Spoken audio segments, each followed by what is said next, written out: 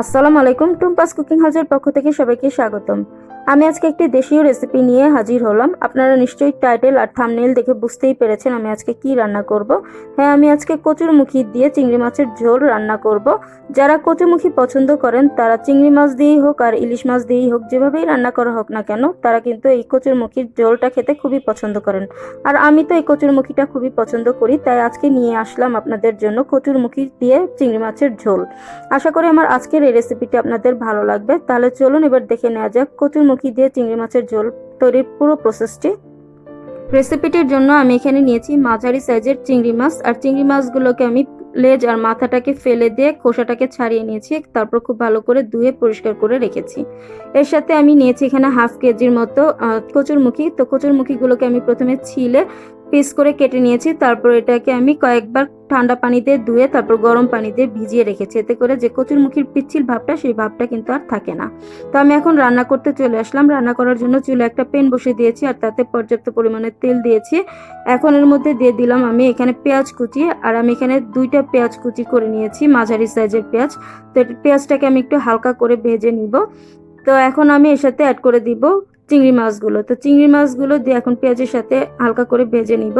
আর চিংড়ি মাছটা ভাজতে কিন্তু খুব বেশি সময় লাগে না, 2-1 মিনিট ভাজলে কিন্তু চিংড়ি মাছটা ভাজা হয়ে যায়। তো এখন আমি এর মধ্যে দিয়ে দিলাম সামান্য একটু পানি।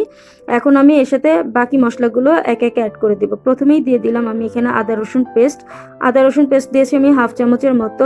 এখন দিয়ে দিচ্ছি আমি হাফ চামচ হলুদ গুঁড়া। এখন দিয়ে দিব আমি হাফ চামচ মরিচ গুঁড়া। আর এখন দিয়ে দিচ্ছি আমি হাফ চামচ টালা জিরা গুঁড়া।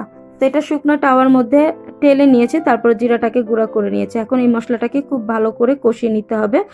এখন পরিমাণ মতো লবণ দিয়ে দিলাম। তো আপনারা আপনাদের স্বাদ অনুযায়ী লবণটা দিয়ে নেবেন। তো এখন এই মশলাটাকে খুব ভালো করে কষিয়ে নিব। তো আমার মশলাটা প্রায় কষানো হয়ে গেছে আর পানিটাও কিন্তু শুকিয়ে এসেছে। তো এখন আমি এর মধ্যে কচুরমুখীটা দিয়ে দিলাম। তো কচুরমুখীটা দিয়ে আমি এখন কচুরমুখীটাকে খুব ভালো করে এই মশলাটার সাথে একটু কষিয়ে নিব। যেহেতু কচুমুখিটাকে আমি আগে সিদ্ধ করি নাই, এই জন্য আমি এই কচুমুখিটাকে খুব ভালো করে একটু কষিয়ে নিব। তো আমার এখানে কষানো হয়ে গেছে, তো আমি আবারও একটু পানি দিয়ে কষিয়ে নিব। তো একটু সময় নিয়ে আমি আমার এই কচুমুখিটাকে কষিয়ে নিয়েছি। তো এখন আমার কচুমুখিটা কষানো হয়ে গেছে। এখন আমি ঝোলের জন্য পানি দিয়ে দিব। তো আমি এখানে যতটুকু ঝোল রাখবো সেই পরিমাণে আমি পানি দিয়ে দিচ্ছি। তো আপনারা যতটুকু ঝোল খাবেন সেই অনুপাতে আপনারা পানিটা অ্যাড করে দিবেন। তো এখন আমি এই কচুমুখিটাকে বলক আসা পর্যন্ত অপেক্ষা করব। তো যে বলক চলে এসেছে, তো আমি এই ঝোলটাকে আরেকটু শুকিয়ে নিব। তো এই যে পানিটা কিন্তু প্রায় শুকিয়ে এসেছে। তো এখন আমি এর সাথে কয়েকটি কাঁচামরিচ অ্যাড করে দিব।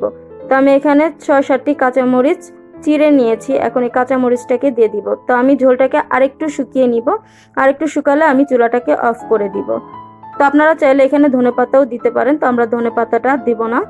তো এই যে আমার কচুমুখিটা কিন্তু রান্না করা হয়ে গেছে। তো আমি চুলাটা অফ করে দিয়েছি। এদিকে কচুমুখিগুলো নরম হয়ে গেছে।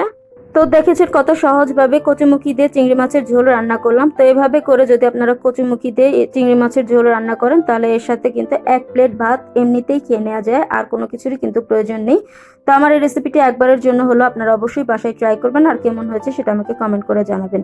যদি আমার এই রেসিপিটি ভালো লাগে তাহলে অবশ্যই লাইক কমেন্ট শেয়ার করতে ভুলবেন না। আর যারা আমার চ্যানেলটিকে এখনো সাবস্ক্রাইব করেনি তারা আমার চ্যানেলটিকে সাবস্ক্রাইব করে দিবেন। তাহলে সবাই ভালো থাকবেন, সুস্থ থাকবেন। তো আল্লাহ হাফেজ সবাইকে।